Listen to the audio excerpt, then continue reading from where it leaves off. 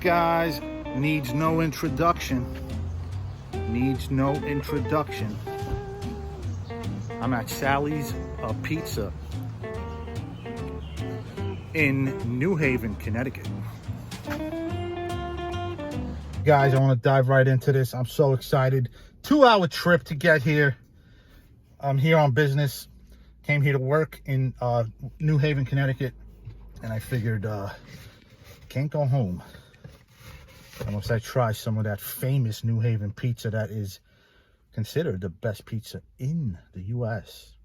and perhaps in the world, depending on if you like New Haven style pizza. Let's get right into it, guys. Sally's comes with a nice little sticker.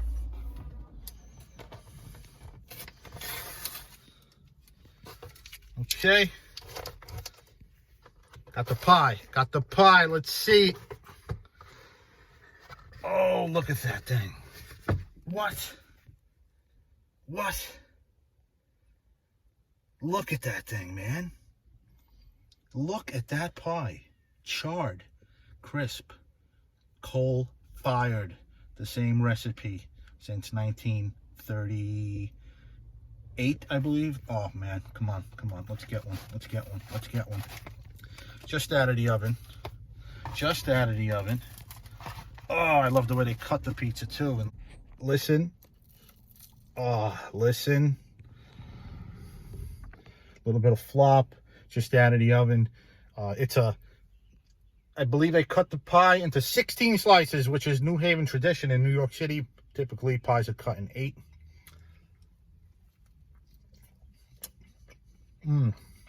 Look at that. Look at all that toastiness. Oh, this is old school pizza.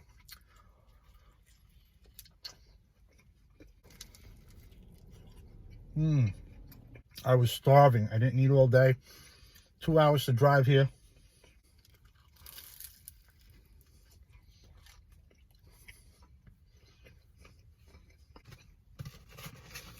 That crust is just fantastic. Okay, let's lean in. The Sally's traditional standard pizza. Cheese, sauce, half pepperoni. We're reviewing the plain, as always. Now, one of the things that strike me about this pizza is, yes, it's light on cheese, and a lot of people tend to go to Pepe's because Sally's is light on cheese. But Sally's does that for a reason. This pie can handle cheese. It can handle a little more cheese than it has on it. But typically in the old days, Italian Americans made pizza with just tomato and sprinkled cheese, grated cheese, mostly Parmesan or Pecorino. That's how my grandmother makes it. My grandmother makes pizza. When she makes her pizza at home, she never uses mozzarella because she wasn't taught to use it.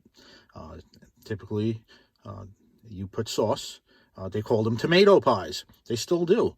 And that's what Sally's is actually known for, their tomato pie. And then I guess later on, Sally's, they kind of, went with the mozzarella and everything like that. But it still looks that way. It's the look of the pie still looks like a tomato pie. The sauce is the star. And not just aesthetically, but it also tastes very good. And I enjoyed their tomato sauce a lot more than I did on the Pepe's pie. Look at that. Look at that sauce. There's a lot of it on it. The cheese takes a step back, whereas on Pepe's, the cheese is the star and the sauce is not. So if you're a cheese guy, you would like Pepe's better. If you're a sauce guy, you would like Sally's better. And it tastes wonderful. However, the ratio, I think the cheese to sauce ratio is not as balanced as Pepe's. The cheese to sauce balance kind of favors the sauce. A lot more sauce on this pie than cheese. I mean, it's really thrown on there.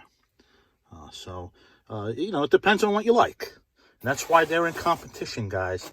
That's why some people go to Pepe's, some people go to Sally's. They're right down the street from each other. And they are absolutely different from each other. That is for sure.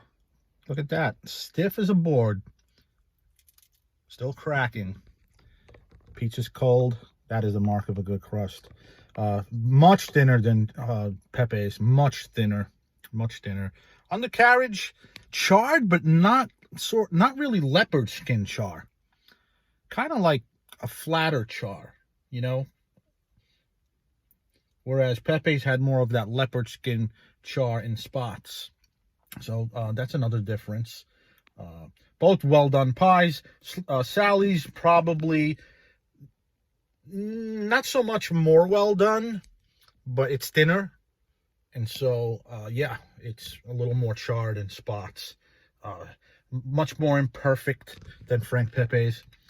You may get a Sally's pie that's like round. You may find one oval. Sometimes they'll make a pie that's like triangular shaped, egg shaped.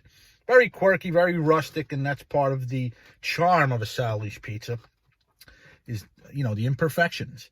And, yeah, Sally's is definitely more of an imperfect pie than the Pepe's pie. And, again, the more hardcore pizza connoisseurs are probably going to prefer Sally's over Pepe's because of those imperfections. Whereas some people think Sally's is too burned, and that's why they go down to Pepe's, which, yeah, they make well-done pizza, but not like this. This is definitely much more charred than the Pepe's variety. Just as good. The scores are going to be real similar, folks. Sally's, better sauce. More of it, a little sweeter. Pepe's, better cheese. More cheese. Perhaps that's why it's better.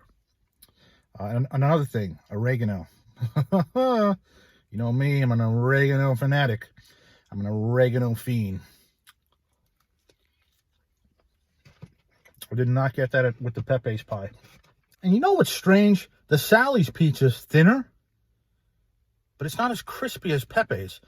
The Pepe slice was kind of, it finished with a crisp. Reminded me of Joe's Pizza. Slightly like Joe's Pizza in Manhattan, the one on Carmine Street, the quintessential New York pizza. Thin, but, you know, not really as thin as, let's say, a Sally's pie or a New Haven pie. New York pizza is thin.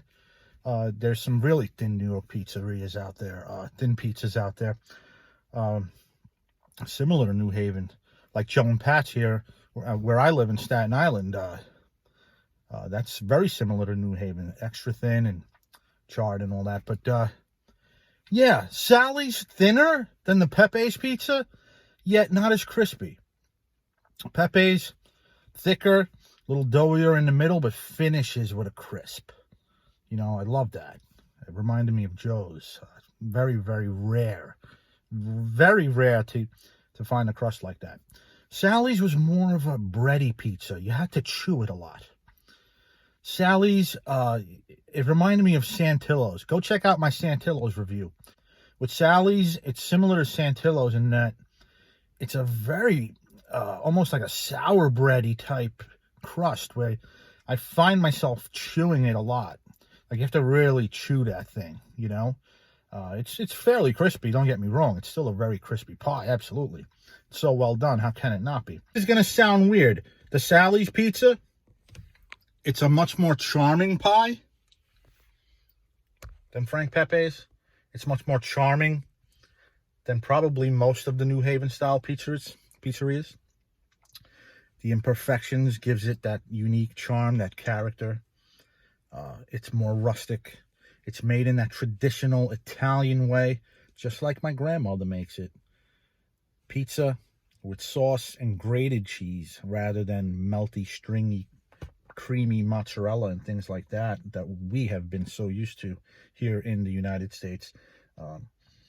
So it's made to look that way, like a tomato pie, you know? And I respect this pizza. I admire this pizza for what it is, more than the Frank Pepe's pie that I just had. And yet, I'm scoring it lower, if that makes sense. So, for that reason, Sally's gets an 8.9.